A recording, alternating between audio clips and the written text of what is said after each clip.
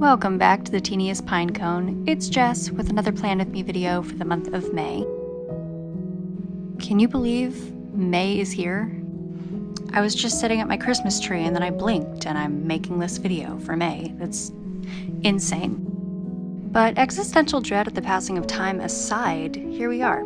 And this month's theme is wildflowers, which I'm aware is not very original. But a trend that I've also come to really enjoy is painting on those Pantone swatches. I'd never done it before, but I love the look of it, so I thought I would throw that into the mix and shake it up a little bit. Maybe that also isn't very original, but I like it, so I did it, and I hope you like it too.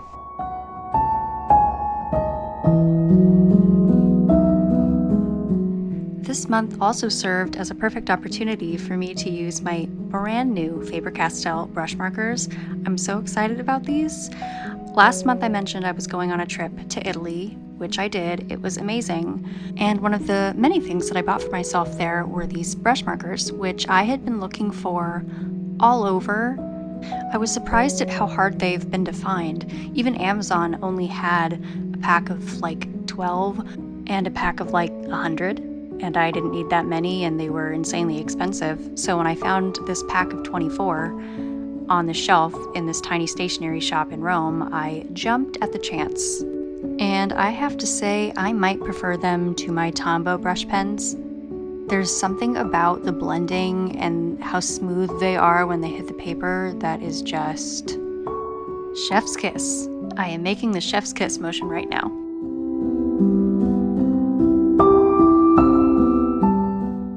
But that's enough exposition. Let's talk about what I'm actually doing in this video.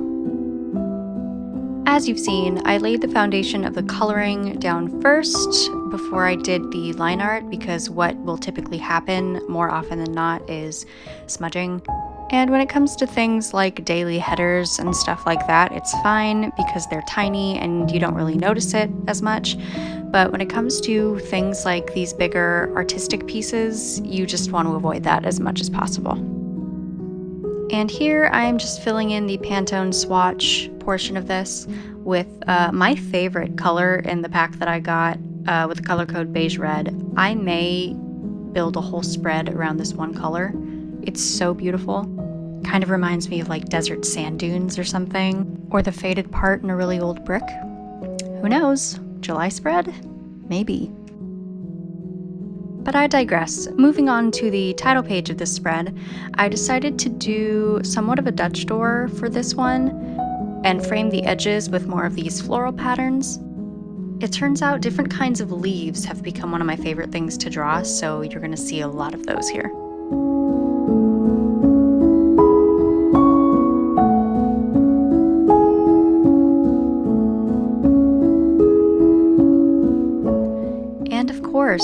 Thistle had to make an appearance. You can't do a wildflower theme without thistle. This is the Scottish thistle, but I also included sea holly, which is the best kind in my not so humble opinion. And actually, in my bullet journal last year for the month of September, since that was the month that I moved to Scotland, I decided to do a Scottish thistle theme. And something I've been considering is making a flip through for last year's bullet journal. I think it would be kind of cool to put something like that out there and to let people know that as easy and effortless as something might look in an edited video, it's actually hours of making mistakes and figuring things out as you go. So you would get to bear witness to all of my mishaps and mistakes in my very beginner's bullet journal. So if this is one of the themes that you would like to see, let me know in the comments and I'll do my best to make that happen.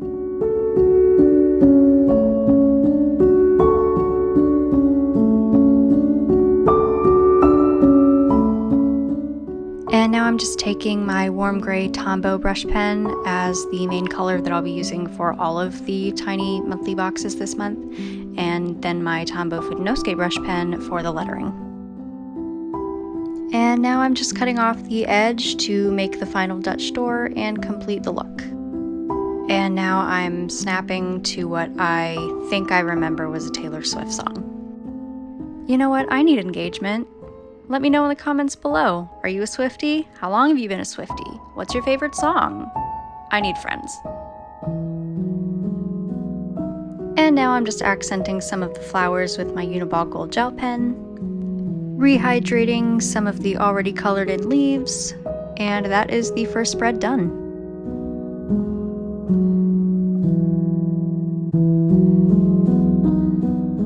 And now we are on the monthly calendar spread. This is the first time I've done a detached box style for my monthly calendar. I kind of wish I'd gone with a darker color to heighten the contrast between the boxes and the flowers, but overall I think it came out alright. I really like the look of things just disappearing behind the boxes as if they're floating in midair.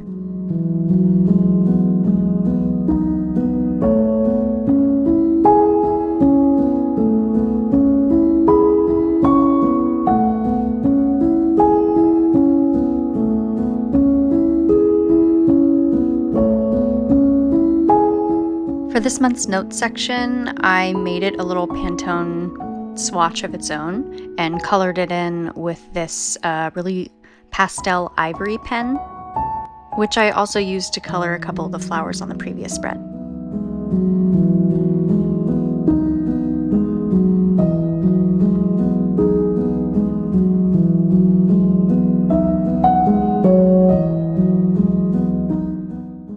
This other little piece of foliage that I'm drawing out here is just another example of why I think the Faber-Castells come out on top for me as opposed to the Tombow brush pens.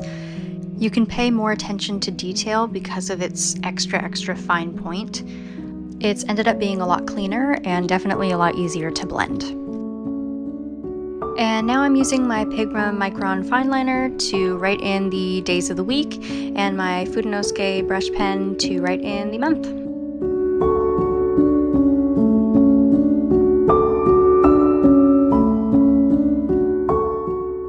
Now we are moving on to the mood and habit trackers spread. I am drawing the line art first with my Sakura Pigma Microns, but that's because I'm not coloring them in right now. Obviously, this is going to be my mood tracker, so every day throughout the month, I will be filling them in.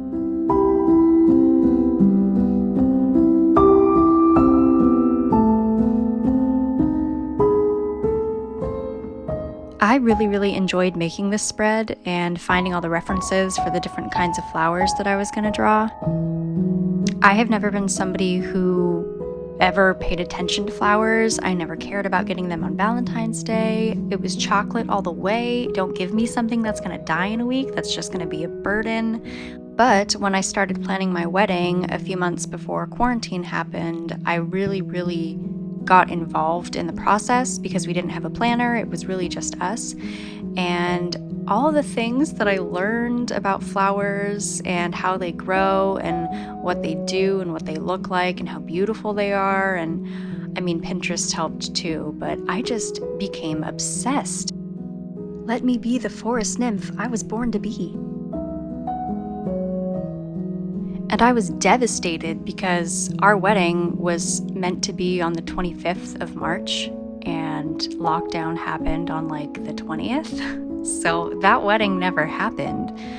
I still got married, but I didn't have the ceremony or the reception. I didn't have the bouquet. I didn't have anything. And so my dream of walking down the aisle with this lavish autumnal bouquet was ripped away from me. Yes, I was going to have an autumn wedding at the beginning of spring. And it was going to be awesome. Bagpipes and everything. But some of these flowers are so similar to the ones that I was going to have in my actual bouquet that it just made my heart smile.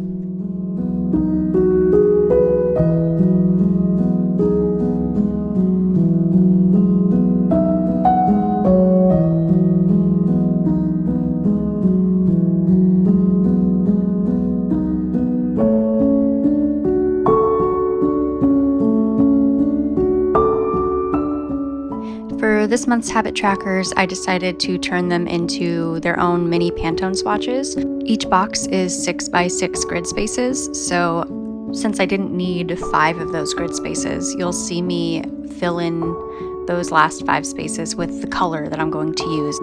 Ideally, by the end of the month, it will be completely filled and look like a legitimate Pantone swatch.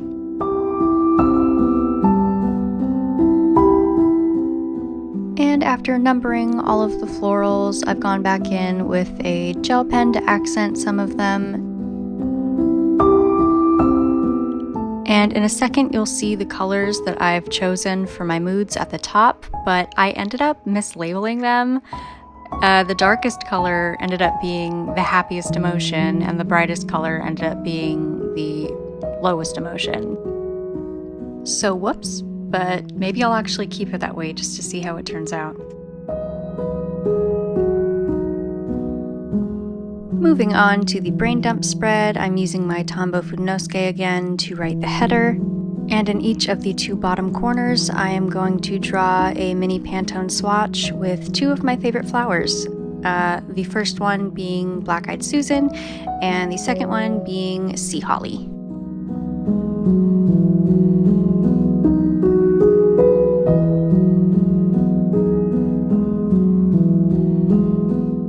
I chose this light pastel sea green color for the Black-Eyed Susan, but I kind of wish I'd chosen the lavender color instead, because the orange I chose for the Sea Holly ended up being complementary, and I think it would have been kind of cool to have both of them be complementary, but oh, the ever-looming curse of hindsight.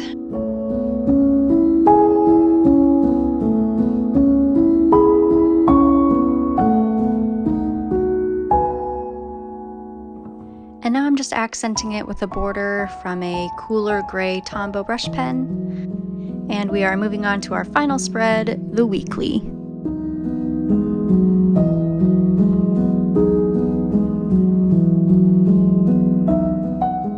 So I decided to frame the mini calendar this week with a couple bouquets of wildflowers on the top and the bottom, just to use up some of that negative space.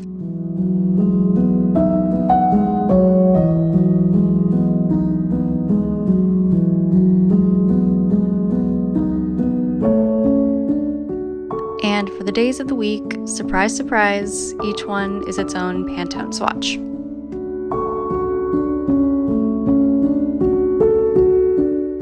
In retrospect, I think the colors I chose here are a bit too Easter, but I wanted the boxes to be light enough that I didn't have to strain my eyeballs to see whatever tasks I needed to write down. And I kind of tested it out with these little doodles of plants in each one, and I think it turned out all right. So that is my plan with me for May. We've reached the final flip through. Let me know if you want a flip through video of the last bullet journal. As always, the supply links will be in the description, as well as my Instagram, and I will see you next month.